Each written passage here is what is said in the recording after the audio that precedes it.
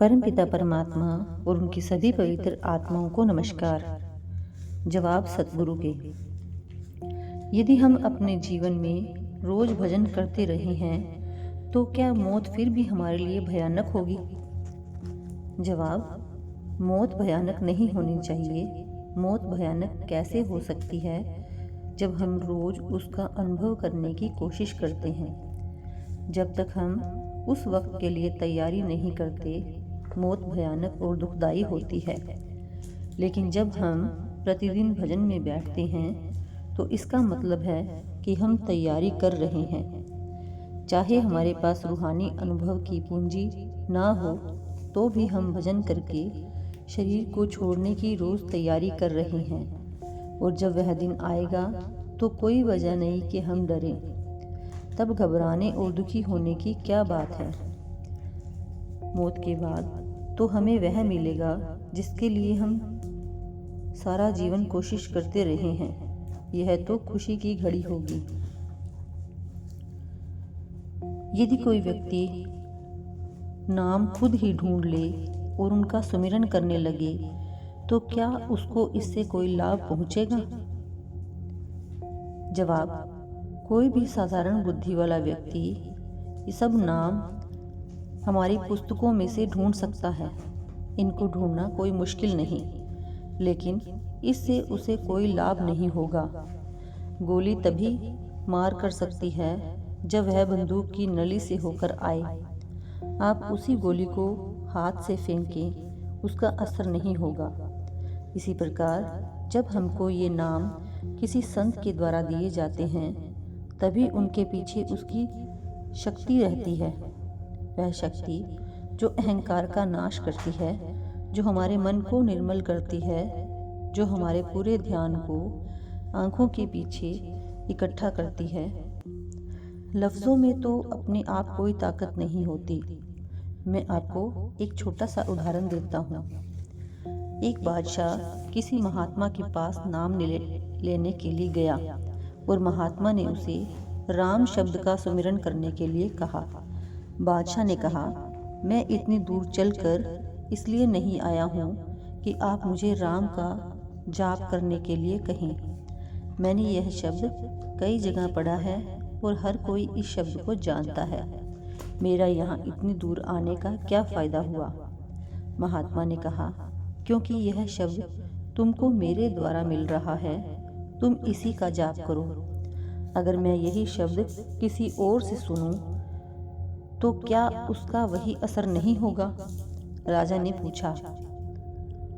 महात्मा ने कहा, अच्छा, यह मैं तुम्हें फिर कभी बताऊंगा। एक दिन वही महात्मा उस राजा के दरबार में गया। राजा अपने दरबारियों, सेनापति तथा अंगरक्षकों के साथ बैठा था। महात्मा ने जाते ही कहा, इस राजा को गिरफ्तार कर लो। लेकिन किसी ने उसके कहने पर ध्यान नहीं दिया। महात्मा ने फिर कहा, मैं कहता हूँ राजा को पकड़ लो, इसे जेल में डाल दो। लेकिन फिर भी किसी ने उसकी बात नहीं मानी। तब राजा ने कहा, यह आदमी अपनी हद से बाहर जा रहा है, इसे गिरफ्तार कर लो। और महात्मा को बंदी बना लिया गया। तब महात्मा ने राजा से कहा, आपने और मैंने एक ही बात कही है, पर मेरे कहने का कोई असर नहीं हुआ। हम दोनों ने उन्हीं शब्दों का प्रयोग किया, पर आप खुद ही उनमें अंतर देख सकते हैं। सो आप अब खुद समझ सकते हैं कि मेरे शब्दों और आपके शब्दों में क्या अंतर है। इसी तरह संतों महात्माओं द्वारा दिए सुमिरन का असर होता है। सुमिरन के लिए दिए जाने वाले नामों में अपनी खुद की कोई ताकत नहीं होती।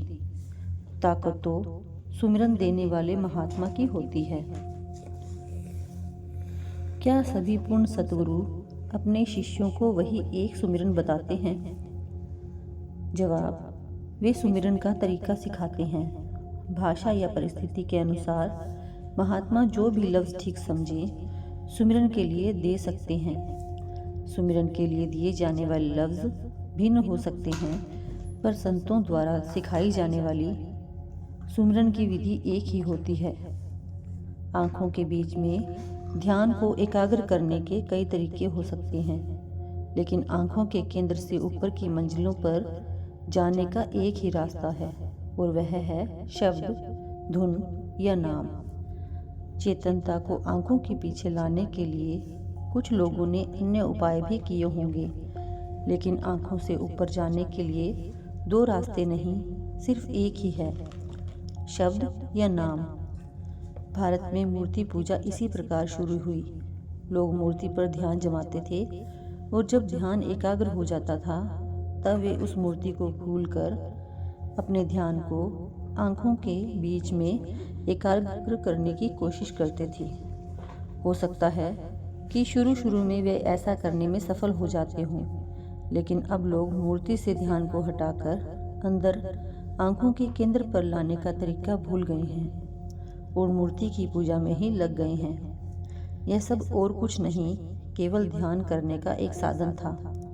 ध्यान को आंखों के बीच में ठहराए रखने के लिए हम सुमिरन के समय अपने सतगुरु के स्वरूप का ध्यान करते हैं, पर उनके गुरु जब मौजूद ना रहे तो लोगों ने मूर्तियों, चित्रों आदि का ध्यान करना शुरू कर दिया। वे इसमें इतना उलझ गए कि मूर्तियों से छुटकारा ना पा सके।